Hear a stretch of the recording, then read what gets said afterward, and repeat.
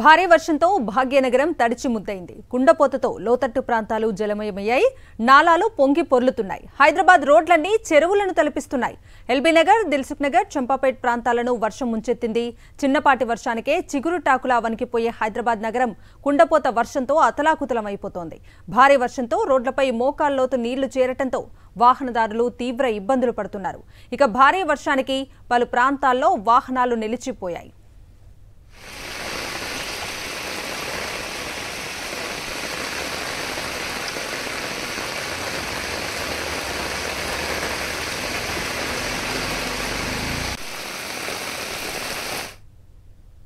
ఇక భారీ వర్షంతో హైదరాబాద్లోని పలు ప్రాంతాల్లో ట్రాఫిక్ నిలిచిపోయింది. ముఖ్యంగా Jubilee hills, Banjara hills, Panjagutta, Banjara hills, Kukatpally ప్రాంతాల్లో వాన ముంచెత్తుతోంది. ఒకసారిగా వాతావరణం మారిపోయి వర్షం పడుతుండటంతో ట్రాఫిక్ నిలిచిపోయింది. ద్విచక్ర వాహనాల మీద వెళ్లే వాళ్ళు మెట్రో పిల్లర్ల కింద ఆగిపోయారు. రోడ్లు మురుగునీటితో నిండిపోవడంతో ప్రయాణికులు ఇబ్బందులు పడుతున్నారు.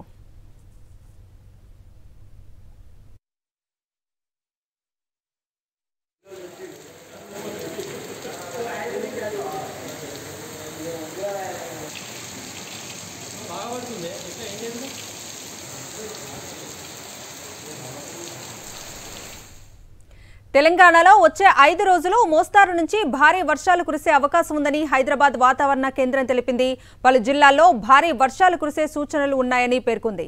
మంచిర్యాల, భూపాలపల్లి, ములుగు, ఖమ్మం, నల్గొండ, సూర్యాపేట, భువనగిరి, వికారాబాద్, రంగారెడ్డి, మెదక్, వనపర్తి, నారాయణపేట, జోగులాంబ, గద్వాల జిల్లాల్లో భారీ వర్షాలు కురుస్తాయని పేర్కొంది.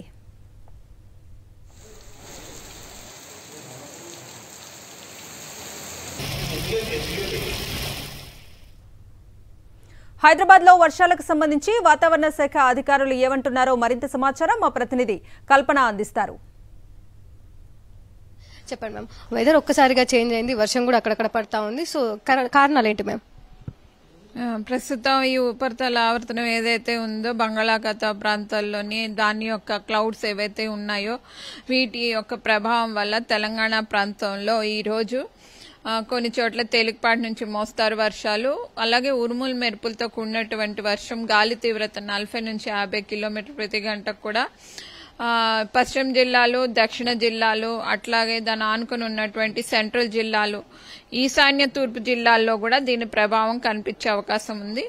అయితే హైదరాబాద్ పరిసర ప్రాంతాల్లో కూడా తేలికపాటి నుంచి మోస్తారు వర్షాలు, ఉరుములు మెరుపులు, గాలి తీవ్రత కూడా ఉండే అవకాశం ఉంది. దక్షిణ జిల్లాలు, పశ్చిమ జిల్లాల్లో భారీ వర్ష సూచనలు, ఎల్లో వార్నింగ్ జారీ చేయడం జరిగింది. ఈశాన్య జిల్లాల్లో మంచిర్యాల, జయశంకర్, ములుగు ప్రాంతాల్లో కూడా భారీ వర్ష సూచనలు జారీ చేయడం జరిగింది. ఈ హైదరాబాద్, మేడ్చల్ ప్రాంతానికి మోస్తారు వర్షాలు, మార్జినల్ ఇంకా ఎక్కువగా కూడా ఉండే అవకాశం ఉంది. గాలి తీవ్రత కూడా 40 to 50 ఉండే అవకాశం ఉంది. ఇక దక్షిణ జిల్లాలు మహబూబ్ నగర్, ఎర్స్ట్వాల్, నాగర్ కర్నూల్, వికారాబాద్, రంగారెడ్డి, ఎస్పెషల్లీ మెదక్, సంగారెడ్డి ప్రాంతాల్లో దీని ప్రభావం ఎక్కువగా ఉండే అవకాశం ఉంది.